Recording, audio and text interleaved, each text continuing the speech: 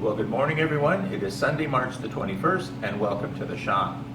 So there are a couple of milestones when you are doing a car restoration. You know, one of those milestones or turning points is when you're no longer disassembling the car. You know, all of the parts are off that need to come off, and you've welded and you've fixed everything and parts are going back on.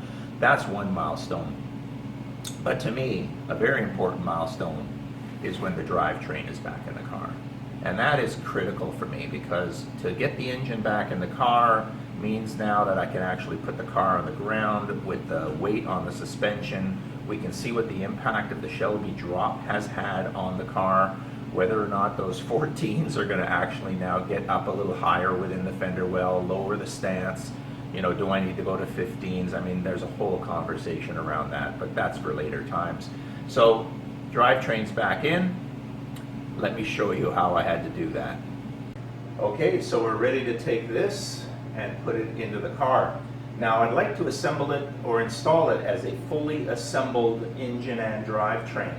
But before we get into that, just to let you know, you'll probably notice the color of the engine is a little lighter. When I assembled it, I had used a Ford blue engine enamel. But what I ended up finding is Duplicolor has a old Ford blue engine enamel. Its number is CDE, that's Cat David Edward 1621. That seems to be the closest I have found. It's never going to be a perfect match, but it's the closest I could find. And the way I could tell that is the original air breather, which I haven't touched, and that's original to the car. That blue on the air breather was very, very close to this blue. Close enough that I decided I would just repaint the air breather, and that way there I would take away any issues with the colors.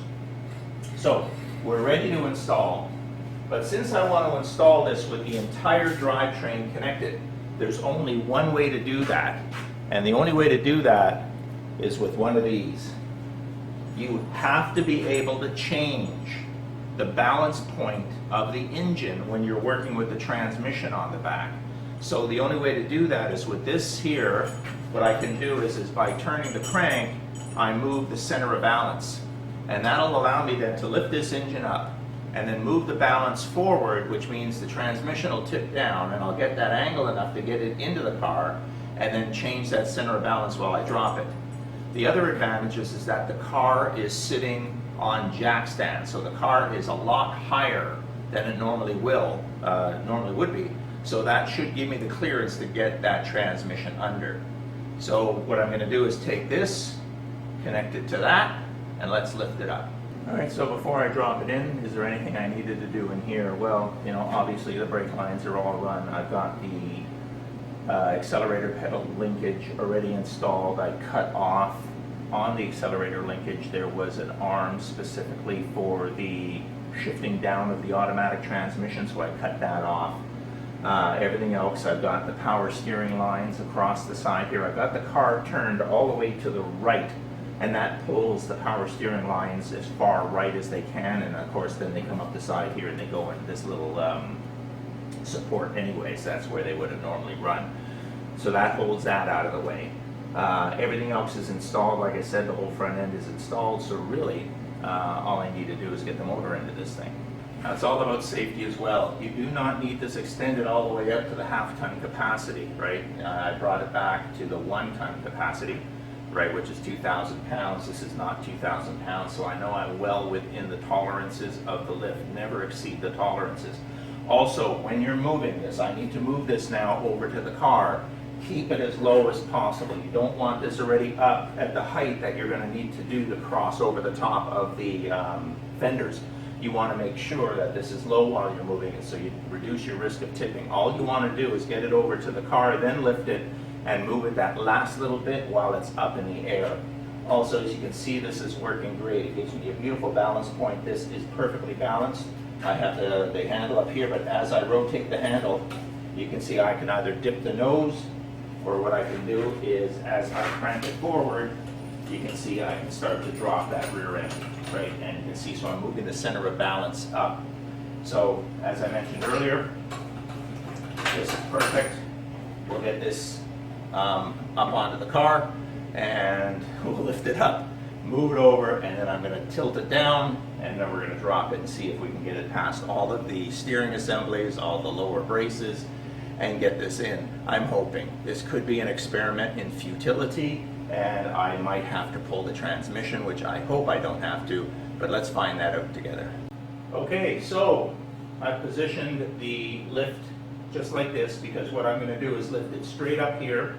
Then all I have to do is swing the rear end in, which will bring the front end in. And again, we're going to want the engine about here, because the transmission will be about there, before we're going to start to drop it, and then we can start to move it in and get it under the transmission tunnel.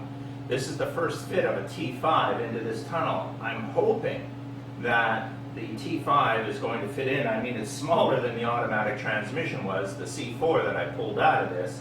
I can't see there be any conflicts, but you never know. But as I said, let's lift 300 or 400 pounds 6 feet into the air, and let's see how scary that is.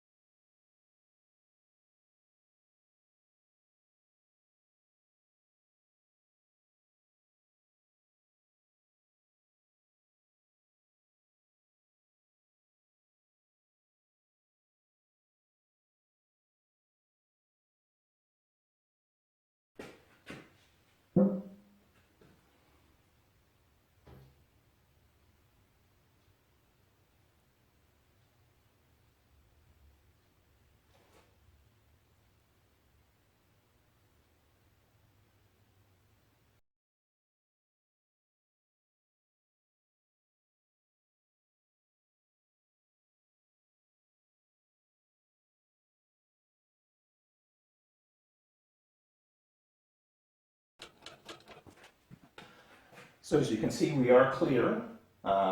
Again, nothing's binding anywhere. So what I'm going to do now is start to lower it and start to obviously bring that center of gravity back so that we get this leveled out. But like I said, so we can stab it down a little bit further. I got no clearance issues. I will obviously contact my steering, but I need to get the engine further back, so I don't do that. But let's bring it down a little bit more. There we go. And then what I can do is continue to flatten it out. And as I raise that back end in, I can drop it back down until, of course, I get the motor mounts in.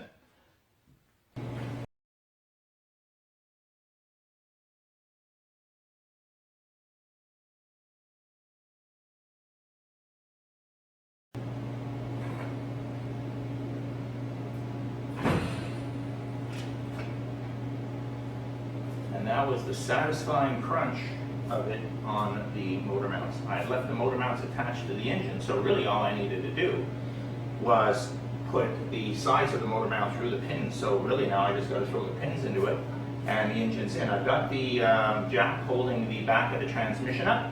So give me a minute just to get all this stuff out of the way, and let's take a closer look and see what we've got now. Let's take a look at where my shifter handle pops up on the back of the transmission, because that's going to be a big one. And then we can actually start playing with some of the clutch linkage, because it's a very complicated clutching system on this car, as everybody's well aware. So there's a lot of work that has to be done on the clutch. So as I said, give me a minute and I'll be right back. Well, this is a big point in the process. You know, 1.5 years ago I brought this car into the garage. And if you remember it back then, you know, it was a driver, right? Remember, you know, I paid what I paid because it was a driver to me at that time. It started, it stopped, it steered. But little did I know under the covers it was a nightmare. As you know, by the journey, we've cut the back end of this car off. We've had to put a whole new back end on it. Front frame rails, obviously a lot of the work on the inner and outers. So a lot of stuff done. So getting the engine back in is a big step for me, you know, so it's quite gratifying. Now, the engine's back in, it's bolted in. So what I'm going to do is let's take a look at where the transmission shifter pops up, and let's make sure that we're good there. As far as clearance, I mean, there's tons of clearance. I mean, I didn't expect anything different. Basically, the T5 is smaller, if not maybe even just the same size as the C4. so there's no fitment issues. There might be a challenge with obviously the transmission mount. Barry over at Joe Daddy's Garage, you know, he suffered the consequences of ordering parts that we all can leverage. So, you know, thank you, Barry. But basically what we're going to do is measure up that and make sure I get the right one. Let's check out that transmission and see if my shifter's where it's supposed to be.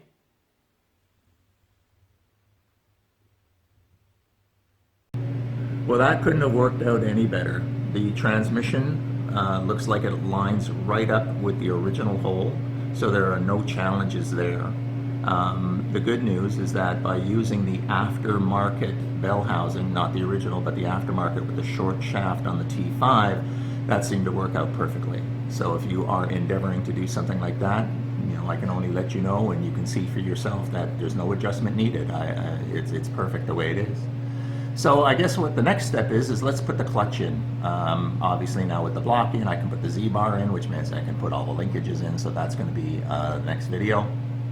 And then after that, we'll hang the panels on the car, we'll drop it to the ground, we'll see how low the front end is now with the engine installed, and we can go from there. So if you enjoyed the video, please hit that like button, and obviously I'll see you in the next video. See you then. Well, I feel like I'm in the MCU. I'm giving you a teaser at the end of the previous video to watch the next video. Basically, I started doing the clutch assembly as I said I was going to do, and at the time, not knowing anything, I had already installed all of the pedal system. Well, when you try to install the helper spring after the fact, after it's installed, it's almost impossible. I was unable to. I tried everything to try to get this to lock around this clip, and you couldn't do it because the pedal only swings this far underneath the dash, and of course then it swings all the way up. As you can see, it never comes close enough that you can pull this, because this is a heck of a spring. The only way to do it is I had to take the assembly back out. I released the clip on the other side that holds the clutch pivot shaft.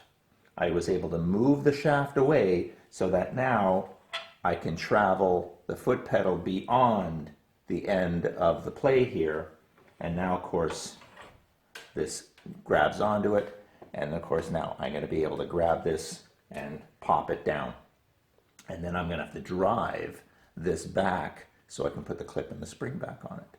Anyways, just a little bit of a taste of what the next video is all about. If you're at this point where you're just about to mount your foot box and or the foot pedal system, and you have a clutch and you have a helper spring, do this now before you install it in the car. It's the only way you're going to get it done. I tried everything under there. There's just no leverage to get any spring mechanism to pull that across. Anyways, once again, thank you for watching my videos. As I said, hit that like button, and I'll see you in the next one.